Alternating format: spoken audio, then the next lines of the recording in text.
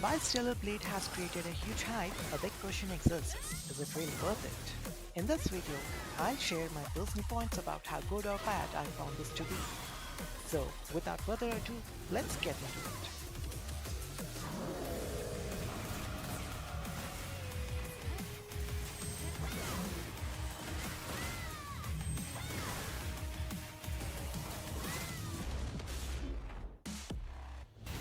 You can relate this game to the Bayonetta and Nier Automata mainly due to reasons of having a female protagonist and the kind of combos with the setting.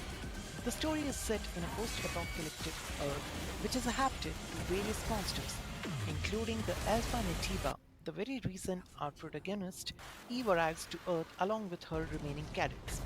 Though in an unfortunate series of events while entering the Earth's atmosphere, the spacecrafts are shot down, causing loss of most lives, which seemed a little hell-like to me. Along the way, Jackie, who is possibly of an emotional importance to Eve, ends up losing her life saving Eve. Quite a glitch, I have to say, leaving Eve as the last one alive.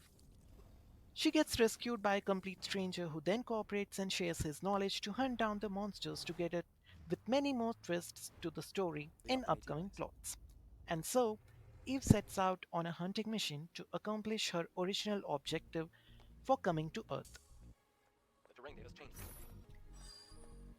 Talking about the environment, many places look flashy with a distinct setting.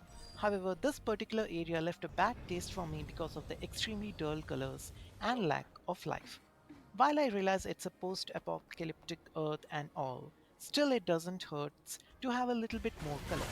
The rain and the almost night like setting definitely set me off from being mesmerized. However, it won't be having too many locations with similar dark green settings in the full version. As per the other locations visible from the gameplay tease and the prologue part, it's still something worth looking forward to. Even the hair and other body mechanics are carefully designed to make it look surreal, and possibly men mostly fall to this 3D figure. In addition to it, there are multiple costumes available to test out. One of the hottest look that I came across was Eve with spectacles. Really made a lot of difference to her looks. So gamers will have a lot of outfits to try on showcasing the hotness of Eve.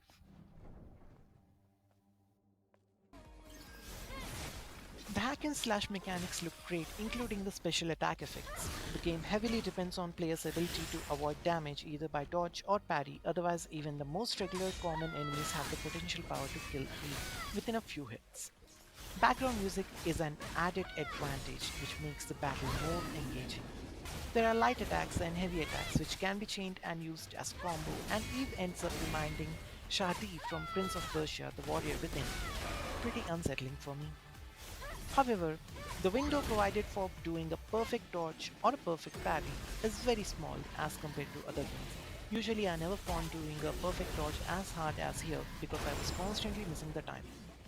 Even the enemy movements are unpredictable because of their nature. You find all kinds of enemies from Stranger Things Demogorgon to mini mind flayers in this game. The enemies do such a bizarre attack pattern that it becomes almost difficult to properly time the dodge and parries. Another interesting thing to be observed is once you begin a combo, it will not be possible to cancel that move and block enemies' attack immediately. So if we ended up pressing light or hard attack twice or more, the actions need to be completed before the character goes to blocking stance. The skill tree shows all the possible improvements and the combos and attacks that can be performed, which actually promises in terms of combat abilities. As more and more skills are unlocked, Eve will be able to defeat enemies with more ease. One such ability is teleporting behind the enemy in the blink of an eye just before enemy attacks and slashing off the legs. We would even find the assassination skills. Skills and combat abilities wise, we can easily grade this game to be amazing. There are occasional rest stops to restore energy and shield, but it also respawns the monsters. Certain areas have boxes containing upgrade items which need a password to open it. Using the password itself is not difficult, but obtaining it can be, as some of the areas can be easily overlooked. Apart from the sword, Eve can use guns and grenades as well. Well, that's new now. We'll get to see more details and combat look after the full game launch. Overall, If you are an action game lover, give it a thought to play this game, which comes with the challenge of mastering the abilities. Gameplay will definitely make this fun.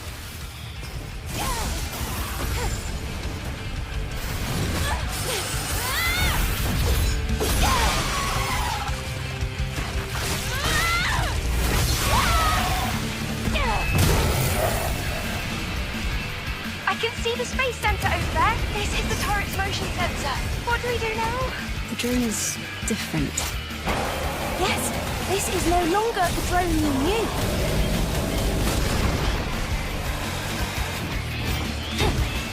Oh my goodness. It's full of plants and little birds.